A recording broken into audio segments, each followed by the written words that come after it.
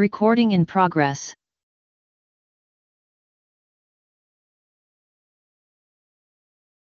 Oke. Selamat siang semuanya. Assalamualaikum warahmatullahi wabarakatuh. Waalaikumsalam warahmatullahi wabarakatuh. Oke, suara saya jelas ya? Jelas, Bu. Jelas, Bu. Presentasinya hilang, Bu. Belum presentasi. Oh, presentasinya. Oke, silakan. Untuk hari ini kita masuk ke materi manajemen anggaran ya.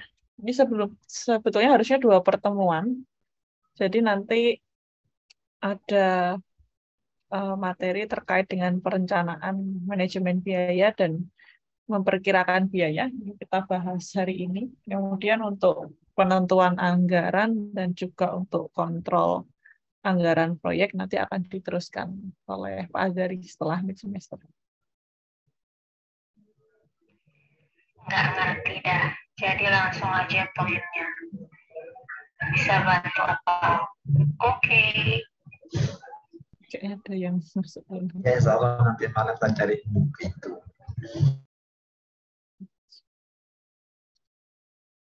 Ya, untuk materi sudah ada di elok ya dari Pak Azari terkait dengan manajemen biaya atau manajemen anggaran proyek. Oke, jadi ini masuk ke dalam salah satu bidang pengetahuan di manajemen proyek ya, ada manajemen terkait dengan cost atau terkait dengan biaya. Jika kita lihat dari pengertiannya ya, anggaran proyek atau biaya proyek ini merupakan suatu tool yang digunakan oleh manajer proyek untuk memperkirakan total biaya yang dibutuhkan untuk mengerjakan suatu proyek. Nah, biasanya kita menggunakan suatu template anggaran proyek, di mana template tersebut mencakup perkiraan rinci dari semua biaya yang mungkin terjadi sebelum proyek selesai. Jadi ini perkiraan atau kita sebut biasanya dengan RAP ya, rencana anggaran bisnis ya. Jadi kita menganggarkan kira-kira proyek itu membutuhkan biaya atau budget seberapa. Mohon maaf Bu, ini belum ter-share screen-nya. Atau memang lagi share absen? Harusnya ada share materi. Bentar. Kalau sekarang sudah. Sudah. Ya, jadi tadi baru sampai ini ya, pengertian anggaran atau biaya proyek, ini tool yang digunakan oleh manajer proyek untuk memperkirakan total biaya yang dibutuhkan untuk melaksanakan suatu proyek. Oke, misalkan di sini ada ilustrasi membuat suatu sistem ya, sistem untuk membuka pintu ya, sistem keamanan untuk membuka pintu dari smart home misal. Di sini menggunakan security key card, men-scan security card tersebut. Nah, dari proyek pembuatan ini, misal cost yang dibutuhkan ini kita jabarkan. Oke, ini ada direct cost-nya, misal dari sisi tenaga kerjanya yang diperlukan adanya penulis, peneliti, kemudian membuat layout, membuat desain, dan sebagainya. Oke, jadi, kemudian ini nanti di total ada jumlahnya, kemudian ada harga per total ya, harga totalnya, kemudian dari setiap item nih, dari setiap unit cost nanti ditotalkan.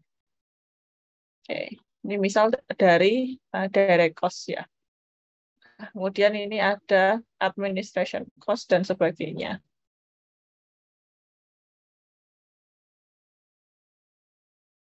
Oke, ini gambaran yang template, ada berbagai template yang bisa kita gunakan untuk membuat suatu anggaran proyek. Nah, yang kedua ini contoh yang lebih detail, dia dibuat dalam template seperti ini. Jadi yang di sebelah kiri, ya paling kiri ini kolom pertama adalah item dari WBS ya.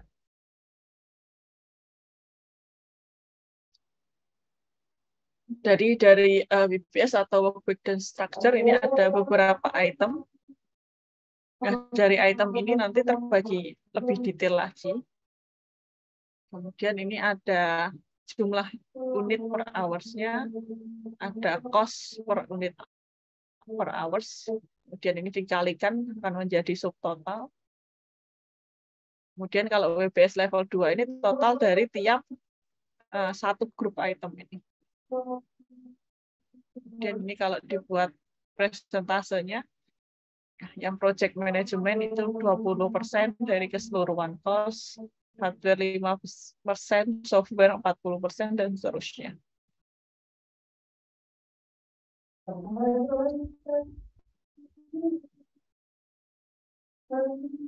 Oke, kita break sebentar ya sambil diamati dulu tabel anggaran proyek.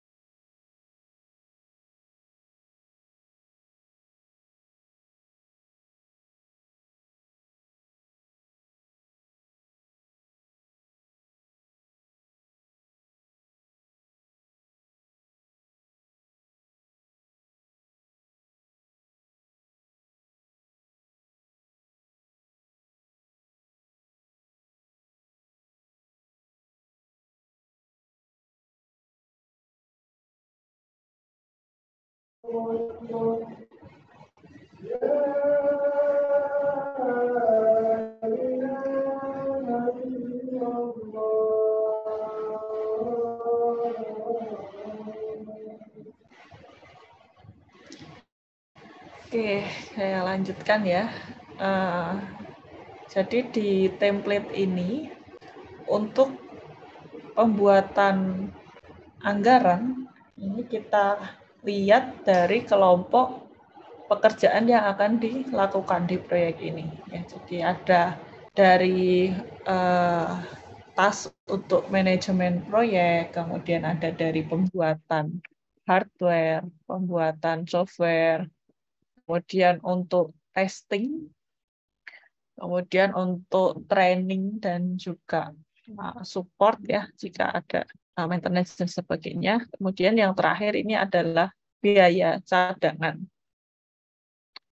Oke, di sini untuk proyek manajemen, cost yang diperlukan diantaranya ada untuk HR project manager, kemudian HR untuk project team member, dan ini ada kontraktor ya, kontraktor dengan catatan 10% dari software development dan testing. Oke, ini ada unit cost. unit per hour-nya, kemudian ini cost-nya, cost per unit per hour. Untuk hardware ada handle devices, kemudian ada biaya untuk server, misal. Kemudian untuk software ada pembelian software berlisensi, dan untuk software development. Kemudian testing ini kita buat 10% dari total hardware dan software cost, misal. Nah, ini totalnya 690.000 ya, sehingga ini diambil 10%-nya, jadi 69.000. Kemudian untuk training dan support ada training cost, travel cost, dan project team member. Dan yang terakhir untuk cadangan diestimasikan misal 20% dari total estimasi. Jadi ada banyak template ya yang bisa digunakan untuk anggaran untuk pembuatan anggaran proyek. Nanti tergantung sesuai dengan kebutuhan di proyeknya.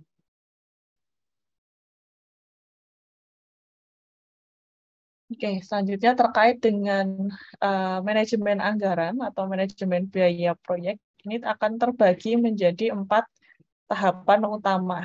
Ya. Yang pertama adalah perencanaan manajemen biaya, kemudian yang kedua memperkirakan biaya, ketiga menentukan biaya atau anggaran, kemudian keempat adalah proses untuk pengontrolan biaya atau pengendalian biaya. Di sini dalam perencanaan manajemen biaya, di sini kita menentukan kebijakan, prosedur, dan dokumentasi yang akan digunakan untuk merencanakan, melaksanakan, dan mengendalikan biaya proyek. Jadi menentukan kebijakannya seperti apa itu. Untuk misal kita harus tahu ya, untuk penggunaan biaya proyek, penggunaan cost ya, itu seperti apa ya aturan-aturannya. Misal kayak kalau di kampus mungkin kita harus menyesuaikan dengan standar biaya ya. Nah, itu entah mau mengikuti standar biaya dari UGM atau kampus atau mengikuti standar biaya dari Kementerian Keuangan misal. Kemudian misal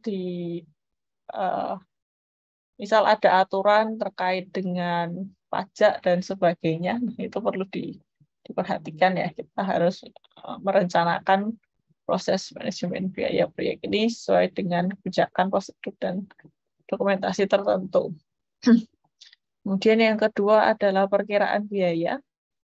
Pada langkah kedua ini kita mengembangkan perkiraan biaya atau untuk sumber daya ya, baik sumber daya manusia maupun sumber daya yang kita butuhkan untuk pembuatan suatu proyek. Jadi kita ya kira-kira kita buat perkiraan sekiranya biayanya yang dibutuhkan berapa. Kemudian setelah memperkirakan biaya, kita tentukan biaya tersebut. Proses ini proses mengalokasikan perkiraan biaya keseluruhan untuk item pekerjaan individu untuk menentukan dasar untuk mengukur kinerja. Dan yang terakhir adalah melakukan pengontrolan atau pengendalian dari perubahan anggaran proyek. Jadi kita kendalikan ya agar biayanya itu sesuai dengan rencana yang telah dibuat. Jadi biaya yang dikeluarkan ya agar sesuai dengan rencana. Oke, untuk hari ini kita bahas 2 item ya dari manajemen anggaran, yaitu perencanaan manajemen biaya dan perkiraan biaya.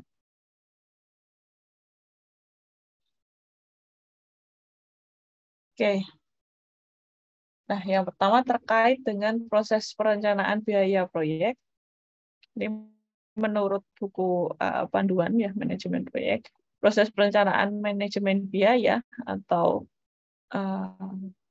plan cost management di sini merupakan proses yang menetapkan kebijakan-kebijakan, prosedur, dan dokumentasi yang digunakan untuk serangkaian kegiatan dalam manajemen biaya proyek ya, meliputi perencanaan, pengelolaan, pembajaan, dan pengendalian biaya.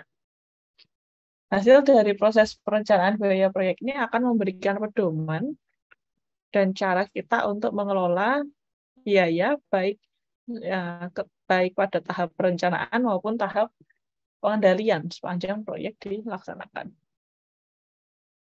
Kemudian proses perencanaan manajemen biaya proyek direkomendasikan untuk dirinci menjadi beberapa kegiatan untuk memudahkan dalam pelaksanaannya. Perencanaan biaya yang baik didukung oleh pengendalian biaya yang memadai. Ini merupakan kunci sukses utama dalam pengelolaan biaya proyek. Dan yang terakhir, perencanaan biaya yang baik akan menghasilkan suatu estimasi biaya dan anggaran proyek yang handal dan juga realistis yang efektif untuk dijadikan acuan dalam pelaksanaan.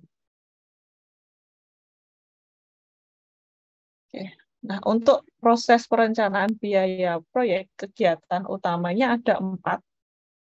Nah, di sebelah kiri di sebelah kanan ya bisa dilihat 4 kegiatan dalam proses perencanaan biaya proyek, yaitu perumusan kebijakan anggaran atau pedoman prosesnya, kemudian penentuan faktor-faktor yang berpengaruh, kemudian ketiga penyusunan proyek charter, dan yang keempat adalah menyusun rencana biaya proyek. Sebelah kiri lebih detail terkait dengan kegiatan yang dilakukan, kemudian inputnya apa, alat dan teknik yang bisa digunakan untuk melaksanakan kegiatan tersebut, beserta nanti ada keluaran atau outputnya. Nah, untuk kegiatan pertama yaitu merumuskan pedoman proses. Ini masukannya, inputnya berupa aset-aset proses organisasi. Kemudian keluarannya adalah rumusan pedoman perencanaan manajemen proyek. Nah, di sini kita bisa menggunakan alat atau teknik ya untuk proses perencanaan biaya proyek ini, bisa dari pendapat ahli, teknik-teknik analisis, rapat, ataupun brainstorm. Kemudian kegiatan kedua menentukan faktor-faktor yang akan mempengaruhi usaha ya. Ada faktor internal dan faktor eksternal. Nah, dari sini didiskusikan, dianalisis, sehingga nanti akan menghasilkan daftar faktor lingkungan usaha. Kemudian ketiga, penyusunan proyek charter ya, interpretasi proyek charter dan juga rencana manajemen proyek. Inputnya ada rumusan pedoman perencanaan manajemen biaya, proyek charter, dan rencana manajemen biaya. Dan hasilnya adalah hasil interpretasi proyek charter dan rencana manajemen biaya. Kemudian terakhir membuat rencana manajemen biaya. Jadi dari rumusan pedoman, kemudian daftar faktor usaha, dan juga hasil interpretasi proyek charter dan rencana manajemen biaya. Jadi ketiga keluaran atau ketiga output di langkah sebelumnya, ini kita akan gunakan untuk membuat rencana manajemen biaya. Jadi di dalam proses perencanaan ini, ya outputnya adalah rencana itu sendiri. Rencana manajemen biaya.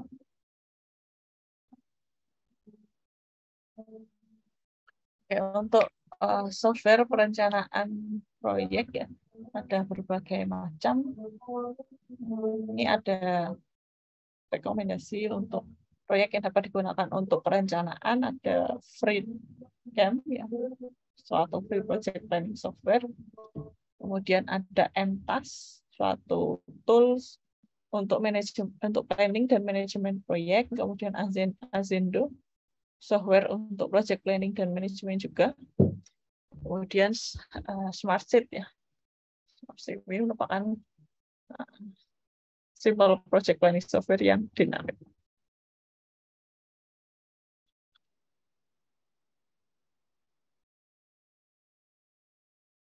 Oke, nah di sini ada fitur-fiturnya untuk software ini ya, yang relevan untuk biaya, diantaranya adalah project tracker template. Jadi kita men-track pekerjaannya yang sudah dilakukan dan cost yang sudah dikeluarkan dari pekerjaan tersebut. Oke, ini tersedia template-nya di software ini.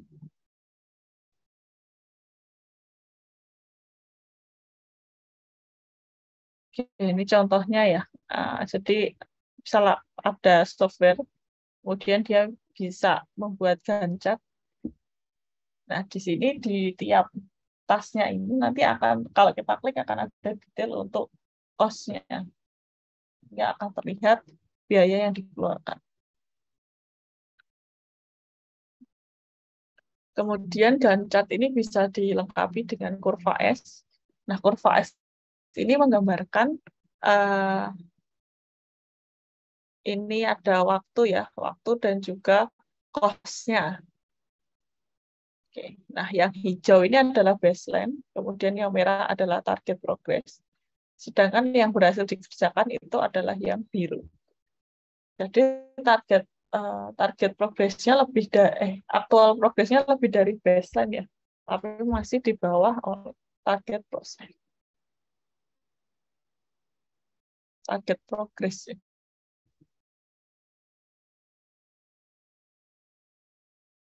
Oke, kemudian ini template atau layout lain yang bisa digunakan untuk manajemen biaya proyek ya.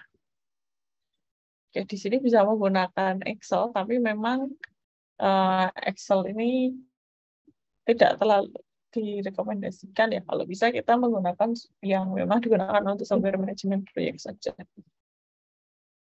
Oke, tapi ada juga yang membuat dengan template atau layout yang bisa dibuka lewat Excel seperti ini.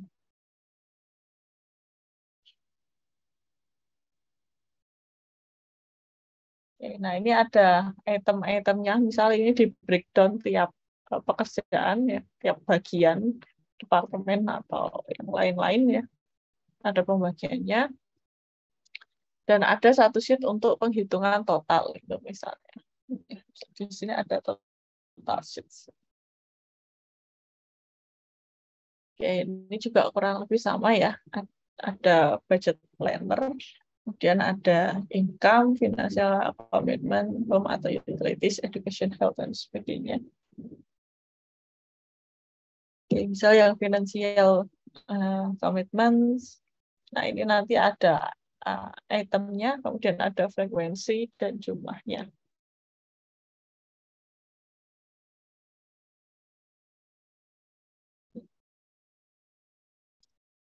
Jadi ini contoh lagi yang lebih rinci. Ya, yang tadi dipisah dari work breakdown structure. Misal yang pertama project initiation. Ini terbagi menjadi 4 sub task ya. Ada membuat project, kemudian establish project organization, project of preparation and meeting, steering board, set up and first meeting, dan sebagainya.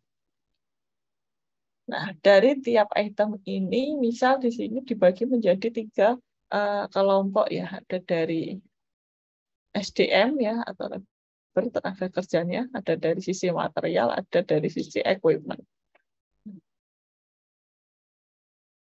Oke, nah nanti dari sini akan dicoba dibuat ya rencana anggarannya. Oke, nanti dapat fixed cost, budget, actual, dan ini terakhir adalah hasilnya ya plus atau minus.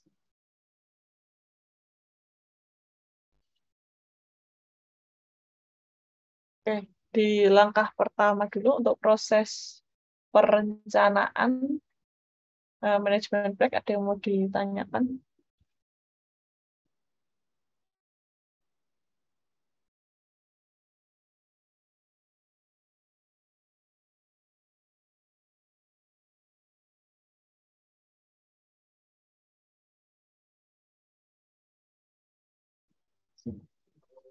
Nggak ada, Bu.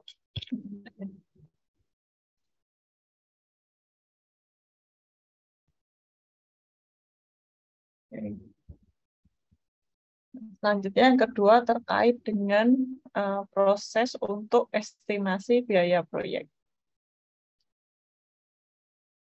Proses estimasi biaya proyek ini merupakan proses di mana kita memperkirakan biaya yang paling mungkin atas sumber daya yang akan digunakan, yang diperlukan pada tiap-tiap aktivitas untuk menyelesaikan suatu proyek.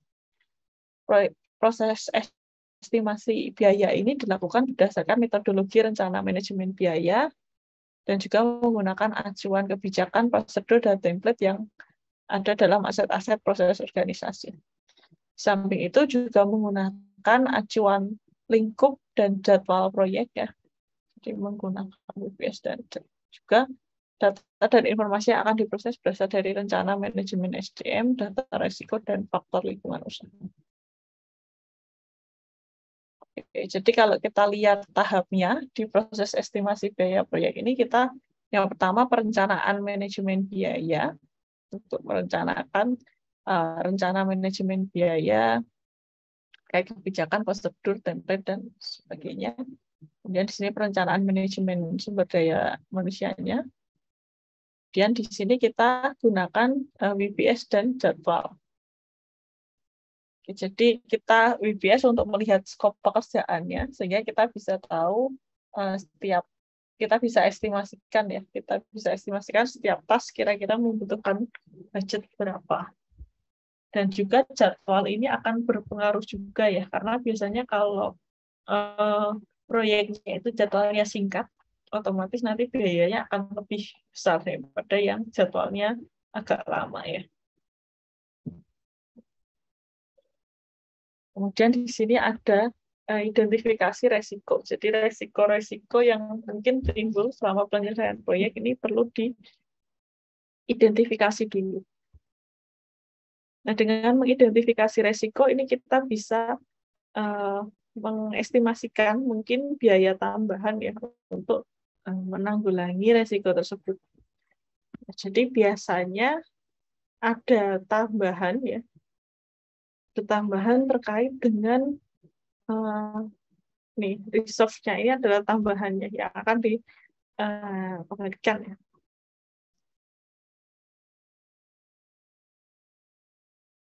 Nah, jadi kalau semisal yang akan digunakan ya, reserve itu akan digunakan kalau semisal ada resiko yang timbul. Jadi semacam dana untuk menanggulangi jika ada resiko yang timbul dari suatu proyek.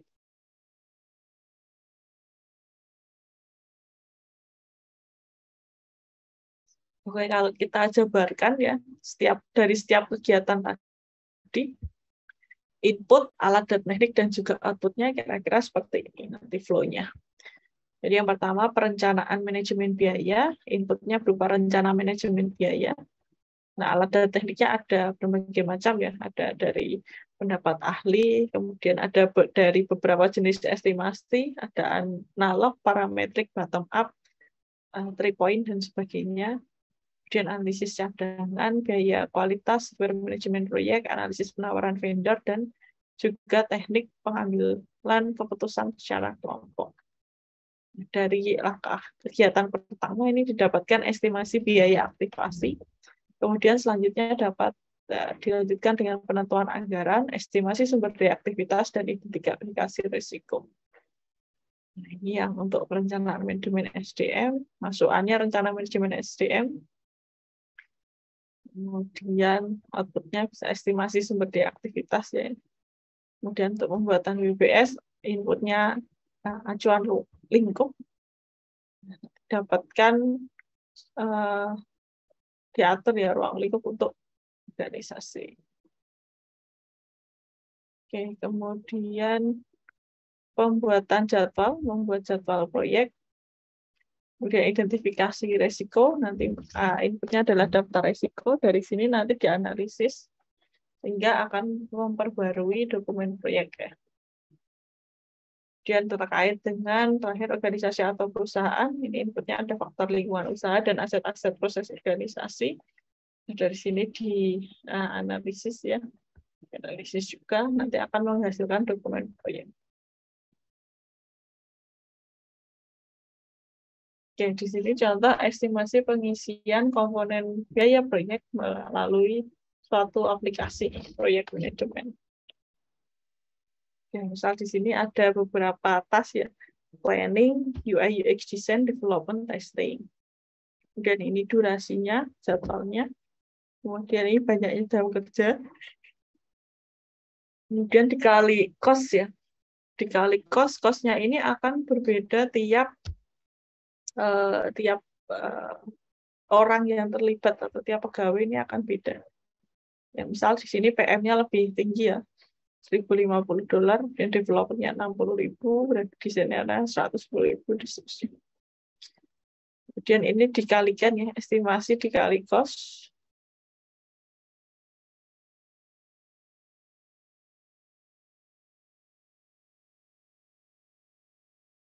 Kemudian di sini totalnya.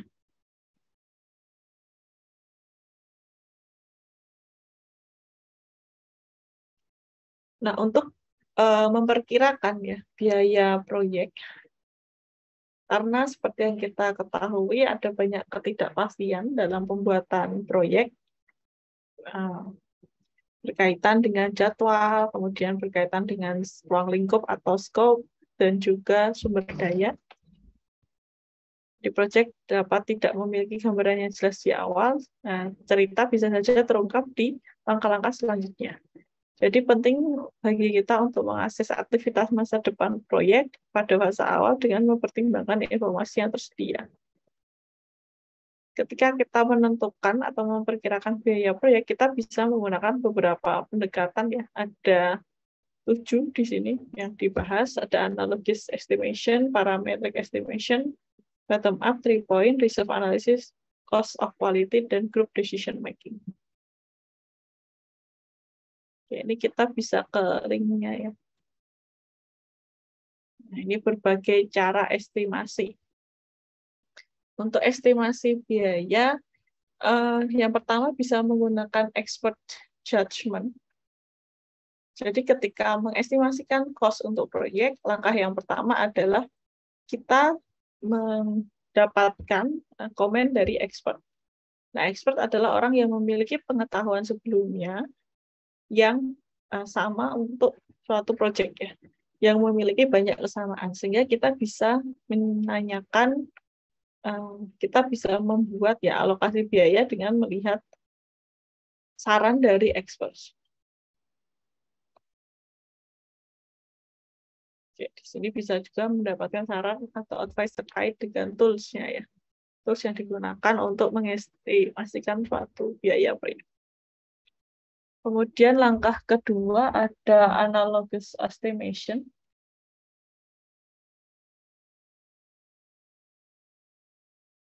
Oke, jadi normalnya untuk suatu proyek kita tidak mengetahui detailnya ya saat ini. Di awal ya, di awal pembuatan proyek ini kita tidak akan mengetahui detail dari proyek itu. Nah, sehingga pendekatan yang bisa kita lakukan untuk mengetahui biaya proyek, kita cari proyek yang mirip, yang sudah diselesaikan oleh organisasi kita. Dari sini kita bisa mengestimasikan cost untuk proyek. Untuk analogous estimation teknik ini juga menggunakan parameter seperti scope, budget, duration, size, weight, complexity, dan sebagainya. Dia menghitung proyek saat ini ya dengan berdasarkan estimasi. Oke, untuk teknik ini adalah less costly dan less time consuming, tapi akurasi untuk estimasinya rendah daripada teknik estimasi yang lain karena di sini hanya berbasis pada historical data. Jadi misal kalau terjadi inflasi, jadi kayak kurang terbaca ya. Nah, dia cuma berdasarkan dari data sebelumnya, harga di kegiatan atau aktivitas sebelumnya.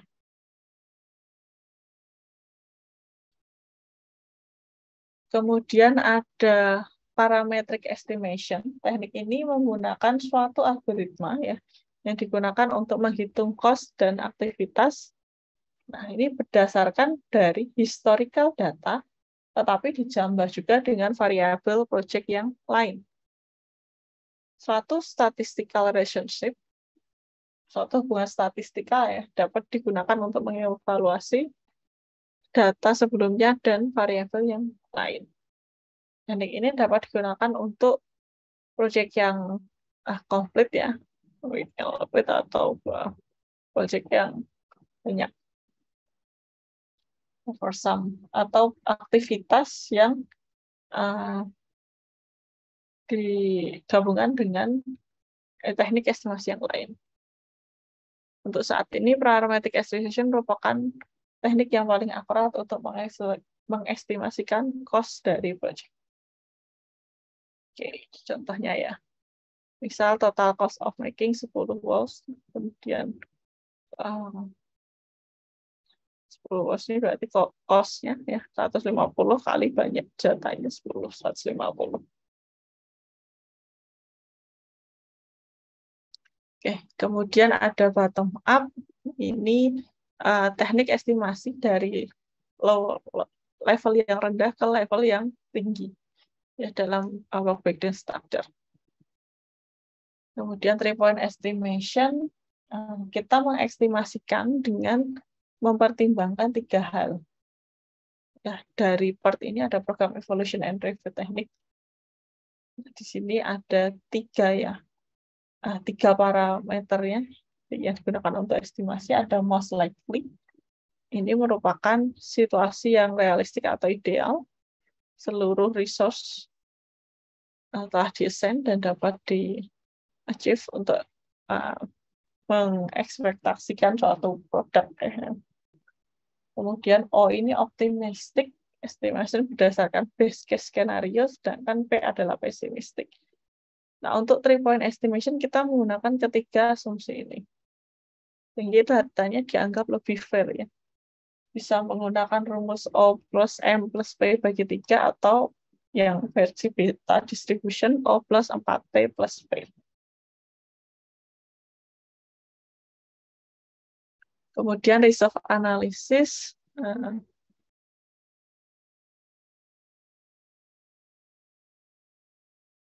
Di sini kita untuk menghandle ketidakpastian ya, kita menyediakan dana untuk jaga-jaga ya, kalau ada kondisi yang buruk. Nah, ini untuk memitigasi dan mengidentifikasi dan menerima resiko yang timbul ketika menjalankan bisnis atau mengembangkan suatu proyek ya. Oke, di sini kita bisa menggunakan manajemen reserve. Kemudian yang terakhir, yang selanjutnya ada cost of quality. Ini secara basic merupakan 2 tipe cost yang digunakan untuk menghitung kualitas. Yang pertama disebut sebagai cost of conformance, yang menggunakan budget ya, yang dibutuhkan untuk mencegah dan prevent and mencegah dan menjalankan ya, menjalankan satu proyek. Dan juga ada pencegahan dan penilaian. Dan juga ada biaya ketidaksesuaian yang mungkin habis karena gagalan yang akan digunakan jika terjadi kegagalan internal ataupun eksternal. Nah, biaya kualitas berarti memperkirakan biaya keseluruhan dan ketidaksesuaian. Oke, kemudian perangkat lunak manajemen proyek, ada beberapa alat yang bisa digunakan ya, alat dan tools. Kemudian analisis vendor. Nah, di sini kita mengestimasikan biaya dengan membandingkan harga yang ditawarkan oleh vendor. Jadi kita bisa mengira-ngira budget dari suatu proyek dengan melihat proposal penawaran dari vendor. Oke, kemudian yang terakhir teknik pengambilan keputusan kelompok. Nah, apabila manajer proyek tidak dapat mengambil keputusan sendiri, dia bisa menggunakan teknik estimasi ini. Jadi dia melibatkan sekelompok orang yang berkepentingan atau memiliki pengalaman. Nanti akan diskusi bersama ya untuk mendapatkan suatu keputusan untuk estimasi proyeknya. Oke, jadi ini beberapa langkah-langkah atau tools dan teknik untuk estimasi ya. Detailnya bisa dilihat di bisa dilihat di link ini, sumber ini.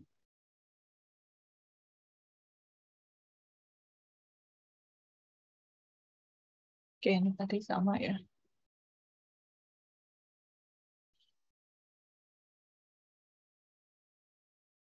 Oke. Kemudian terdapat metode lain ya yang bisa kita gunakan untuk estimasi ada metode COCOMO. Di sini metode COCOMO itu akan membuat anggaran biaya proyek dengan memperhatikan sekiranya hasil dari proyek tersebut. Nah, kalau yang IT itu biasanya hasilnya adalah code-nya ya. Jadi di sini misal code untuk external input, interface file, output, dan query.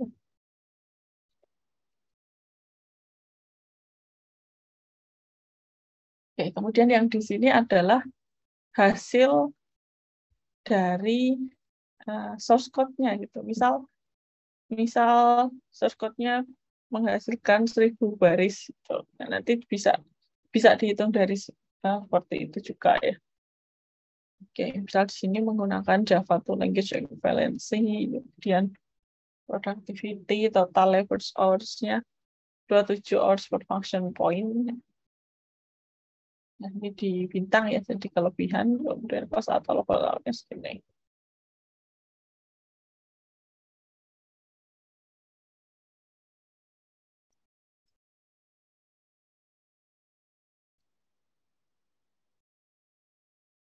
Oke, untuk estimasi biaya proyek ini sangat diperlukan ya dalam manajemen biaya atau manajemen anggaran. Yang pertama, karena estimasi biaya akan digunakan sebagai dasar dalam menentukan anggaran dari proyek. Jadi kalau kita semakin yang bagus adalah estimasi biayanya akan sesuai dengan anggaran yang dikeluarkan, itu yang bagus. Jadi nggak kurang dan nggak lebih, itu paling bagus. Kemudian kedua, estimasi biaya aktivitas akan digunakan untuk estimasi sumber daya terkait pemilihan sumber daya yang efisien untuk proyek. Oke, ini kalau kita punya banyak sumber daya, kita bisa compare ya, akan mendapatkan sumber daya terpilih ya yang efisien. Kemudian estimasi biaya aktivitas akan digunakan untuk identifikasi risiko yang terkait dengan penetapan harga satuan yang digunakan, mengandung risiko ketidaksesuaian dengan aktual. Kayak ini untuk handle risiko ya. Dan estimasi biaya aktivitas juga akan digunakan pada proses manajemen pengadaan sebagai dasar ketika melakukan pemilihan vendor. Kemudian estimasi biaya merupakan faktor yang kritis dalam pengelolaan biaya, waktu, dan kualitas. Oke, jadi ada 5 hal ya yang membuat kita yang perlu untuk mengestimasi biaya proyek ketika melakukan pengembangan proyek. Nah, tadi untuk estimasi biaya, ini merupakan faktor yang kritis dalam pengelolaan biaya, waktu, dan kualitas. Nah, di sini kita perlu membuat suatu distribusi pengeluaran. Jadi nanti dari sisi tasnya ya, dari sisi tiap cost item tadi, nah nanti akan dibayarkannya di bulan berapa gitu misalnya. Oke, sini misal project manager, nah ini akan dibayar 8.000 tiap bulan. Jadi di sini kita bisa mendistribusikan cost dari 1 tahun ini, yang misal 1 tahun dari pengembangan proyek. Oke, dalam menentukan anggaran proyek akan melibatkan pengalokasian perkiraan biaya proyek kepada setiap item pekerjaan dari waktu ke waktu. Item pekerjaan ini didasarkan pada aktivitas dalam rincian pekerjaan struktur untuk proyek, dan estimasi biaya aktivitas, dasar estimasi, baseline ruang lingkup, jadwal proyek, kalender sumber daya, kontrak, dan aset proses organisasi. Semuanya ini kita gunakan ya untuk menentukan anggaran. Ya, jadi untuk estimasi anggaran perlu tahu dulu informasi-informasinya.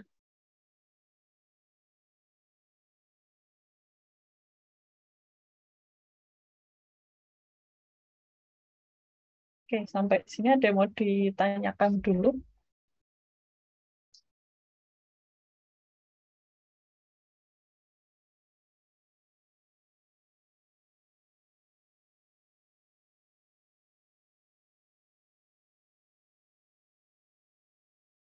Oke, sebelum saya lanjutkan ya. Nah, yang terakhir tentang cash flow. Cash flow atau alur kas ya, atau alur keuangan.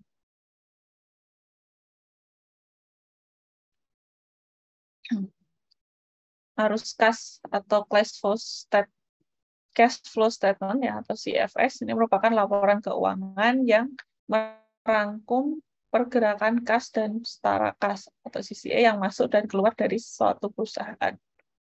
Jadi dia mengukur ya seberapa baik perusahaan mengelola posisi kasnya.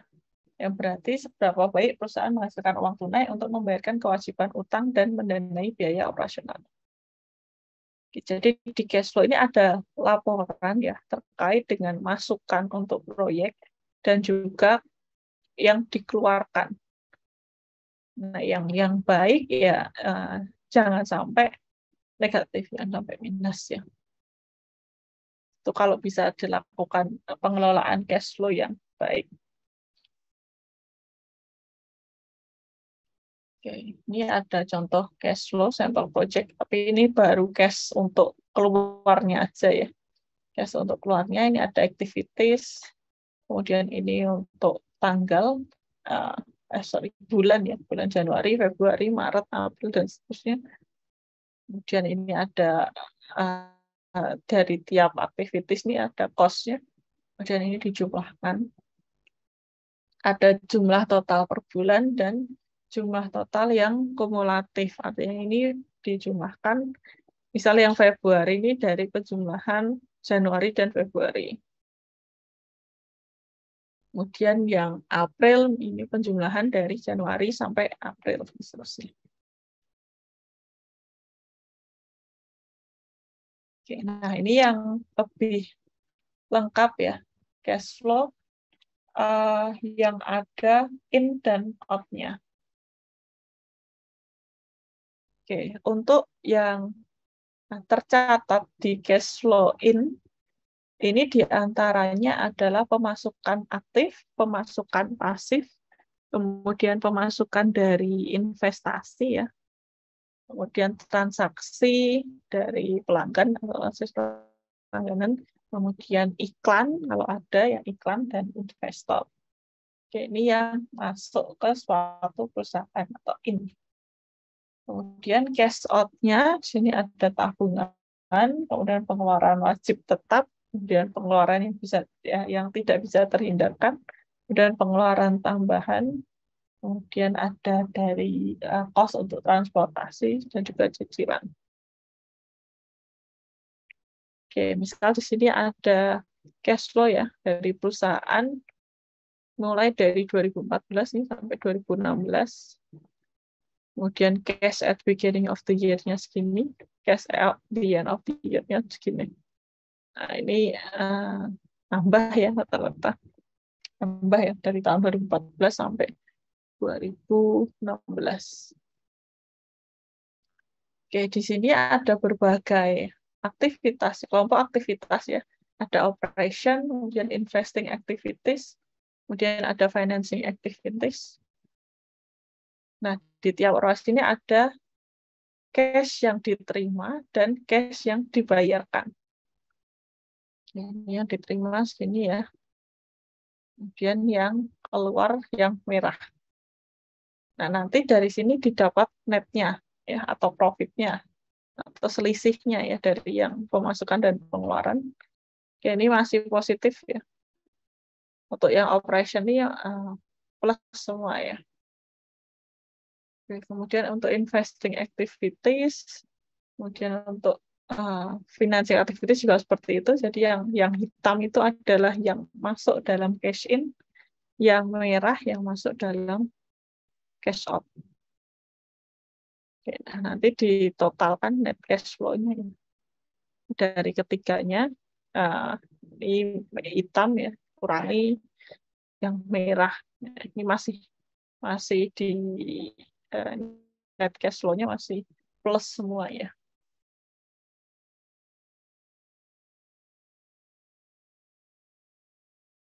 Oke,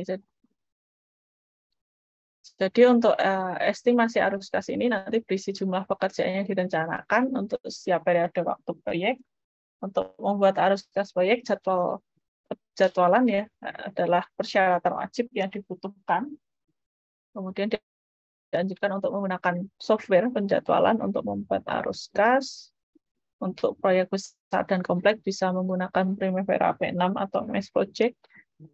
Kemudian dokumen arus kas ini sangat penting bagi klien atau sponsor ya. Jadi biasanya akan dilihat sebelum mereka memberikan investasi atau bekerja sama, dilihat dulu cash flow dari perusahaannya baik atau tidak ya.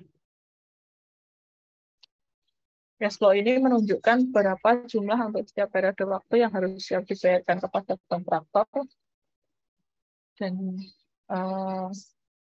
ya yang dari yang merah ini ya misalnya yang harus dikeluarkan kalau untuk membayar kontraktor. Jika kontraktor telah berhasil melaksanakan pekerjaan yang direncanakan selama beberapa bulan, maka haknya ada yang harus dibayarkan. Jika klien atau sponsor gagal melakukannya, kontraktor dapat mengajukan litigasi. Nah, jadi dari cash flow ini ya, kita nanti bisa melihat harus dibayarkan kapan. Nah, misal gaji dari PM harus dibayarkan tiap bulan tadi ya, dan mungkin ada pengeluaran lain. Nah, ini dengan cash flow ini nanti bisa tergambar arus kasnya. Oke, untuk materinya sampai ini dulu. Jadi nanti habis ini akan dilanjutkan terkait dengan yang belum tadi menentukan anggaran dan controlling untuk biaya untuk manajemen biaya. Oke, ada yang mau ditanyakan dulu?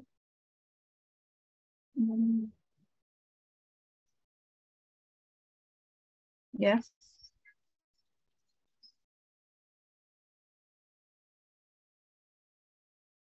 Iya, sampai hari ini ya materi UTS-nya. Jadi mulai yang definisi proyek itu ya, definisi proyek dan manajemen proyek sampai materi hari ini.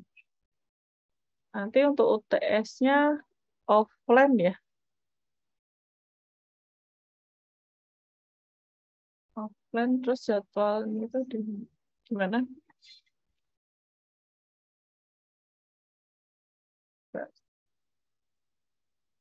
Jadwal UTS-nya itu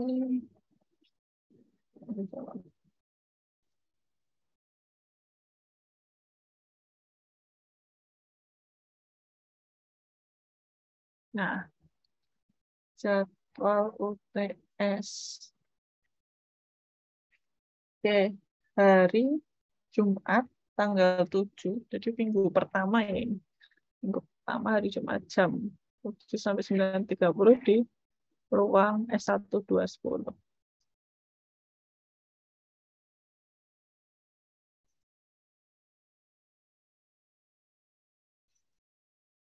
Untuk UTS jadi di offline ya di ruang ini. Kemudian materinya sesuai RPKPS. Kemarin RPS-nya dulu.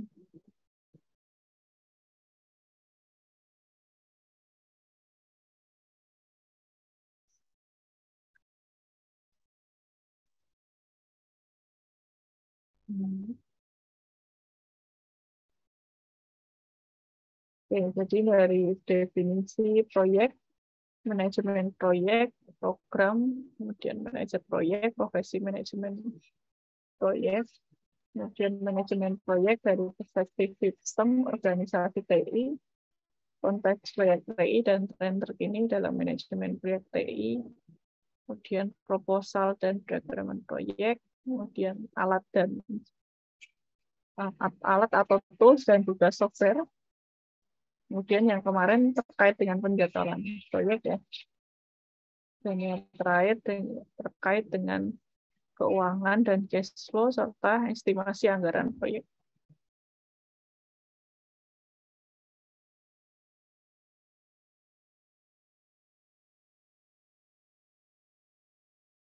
Oke, ada yang mau ditanyakan dulu?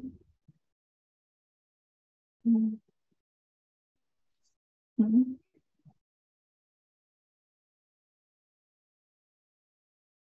Hmm.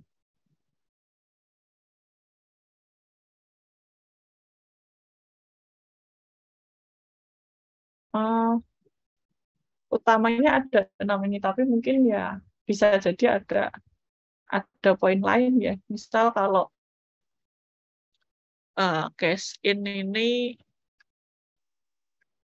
pemasukan investasi udah ya.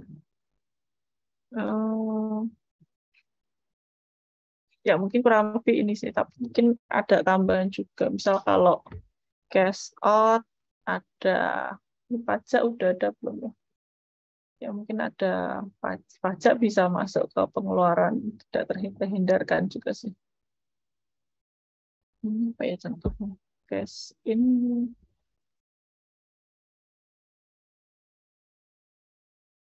mungkin kalau ada utang dari perusahaan ya, dan mungkin kalau berbunga itu juga bisa masuk cash out ya. Pokoknya yang cash in ini berkaitan yang mungkin bisa masuk ke perusahaan sebagai tambahan modal, sedangkan cash out ini yang harus dibayarkan oleh perusahaan yang keluar. Intinya seperti itu. Tapi ini nanti menyesuaikan perusahaannya juga ya, karena mungkin beda-beda input sama outputnya. Tapi ya utama ini ya, yang ini nanti bisa dijabarkan lagi sebetulnya ya.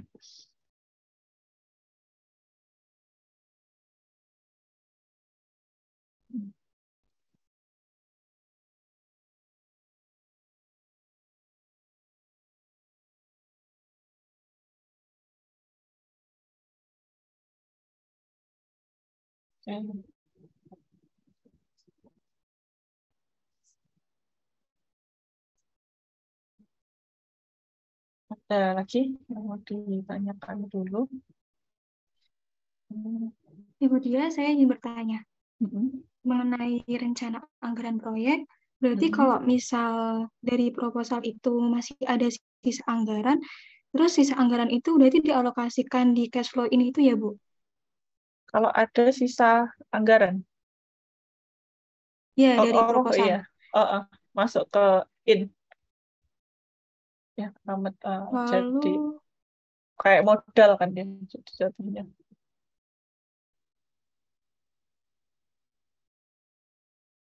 Jadi sudah dianggarkan tapi tidak terpakai itu kan ya maksudnya? Iya betul. Okay. Kalau dari materi tadi kan intinya banyak yang tentang mencegah. Terus kalau misal ada kekurangan dana, meskipun ada biaya cadangan, tapi masih belum bisa mencukupi, berarti perusahaan itu atasinya gimana ya, Bu? Mungkin ada yang diperkecil biasanya sih ya. Ada yang dikurangi gitu kalau misal ada pembekakan biaya. Jadi yang bisa diperkecil akan diperkecil, biasanya begitu solusinya. Atau ya kalau kita tidak, ya kalau bisa menambah investor itu akan lebih baik.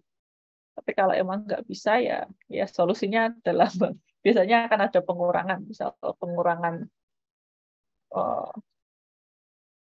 untuk tenaga kerjanya atau pengurangan dari sisi sumber daya yang dibutuhkannya ya, sumber daya dari teknisnya, mungkin dari biaya untuk apa ya, misal servernya dikurangi atau dari sisi apalah pokoknya yang bisa dihemat itu biasanya akan dikurang-kurangi anggarannya untuk nutup sih istilahnya ya.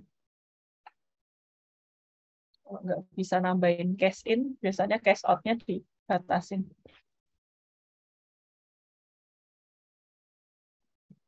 Baik, Ibu. Aku mau nanya lagi. Kalau misal cash flow itu kan bisa diakses sama orang lain untuk mengetahui bagaimana arus cash flow-nya. Lah, lalu kalau proposal itu bisa diakses sama perusahaan lain atau enggak, Bu?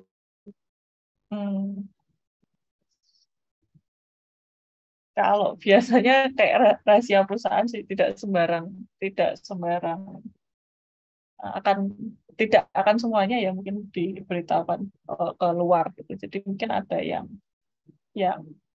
uh, menjadi rahasia perusahaan akan disimpan perusahaan, tapi mungkin yang ada juga yang perusahaan yang tidak apa-apa cash flow-nya disampaikan. Kalau saya rasa itu terkait dengan kebijakan masing-masing perusahaan. Biasanya kalau ya biasanya nggak terlalu detail sih kalau bagian cash flow ini. Kalau yang disampaikan keluar loh ya. Tapi kalau yang disampaikan misal ke dalam perusahaan, misal untuk direkturnya gitu, mungkin akan detail. Tapi kalau yang keluar, saya rasa nggak akan sampai detail cash flow-nya.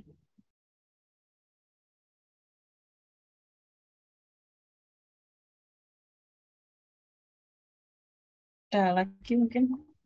Atau masih ada yang diingin? Saya boleh nanya lagi, Bu. Mengenai teknik estimasi tadi itu, apakah boleh menggunakan lebih dari satu teknik estimasi atau bagaimana, Ibu? Boleh sih. Kalau menggabungkan itu boleh. Jadi misal kita sudah pakai yang apa ya?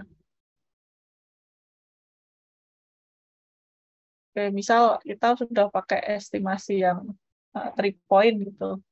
Kemudian ditambah lagi nanti nambah dari penilaian dari expert. Dan mungkin ada kalau masih belum ini kita bisa diambil dari keputusan yang kelompok gitu. Jadi perkiraannya bisa gabungan dari beberapa. Mungkin ya paling mudah pakai rata-ratanya ya. Pakai rata-rata dari ketiganya gitu. Atau dari beberapa ini nanti bisa jadi dalam range tertentu. Bisa digabungkan untuk teknik-tekniknya ini.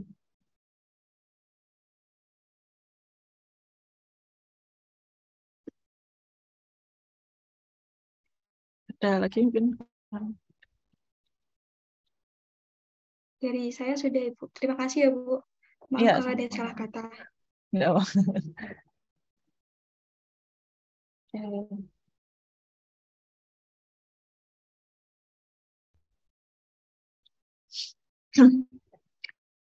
Oke, ini untuk materinya sudah ada semua ya di Elot.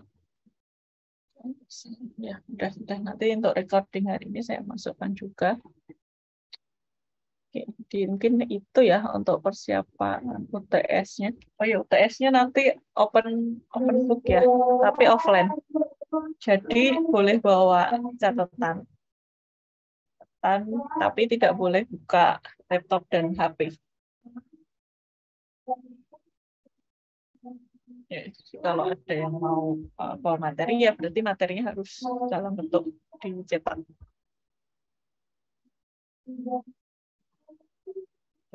Open book dan offline sifat ujiannya. Waktunya 2 jam. Lebih ada 4 atau 5 soal kaitan dengan materi-materi. Jadi yang topik-topiknya pokoknya yang dari pertemuan 1 sampai 7. Oke, mungkin itu untuk pertemuan kita hari ini. untuk ujiannya tanggal 7 Oktober dan setelah mid semester akan dilanjutkan oleh Pak Azari ya. Nanti kalau ditanya Pak Azari yang manajemen anggaran proyek itu baru sampai bagian estimasi. Nanti saya juga notis ke Pak Azari untuk lanjutkan materinya mulai dari penentuan anggaran dan pengendalian anggaran proyek. Oke, mungkin itu dari saya. Kalau tidak ada pertanyaan, saya cukupkan untuk pertemuan hari ini. Dan mohon disiapkan ya untuk UTS-nya, akan jaga kesehatannya, soalnya untuk ujian tengah semester ini offline ya, jadi tidak diusahakan sehat sehingga bisa hadir ketika UTS-nya. Ya, biar nggak ikut susulan. Oke. Mungkin itu dari saya. Terima kasih semuanya. Selamat sore. Saya tutup. Assalamualaikum warahmatullahi wabarakatuh. Waalaikumsalam warahmatullahi wabarakatuh. Recording stopped.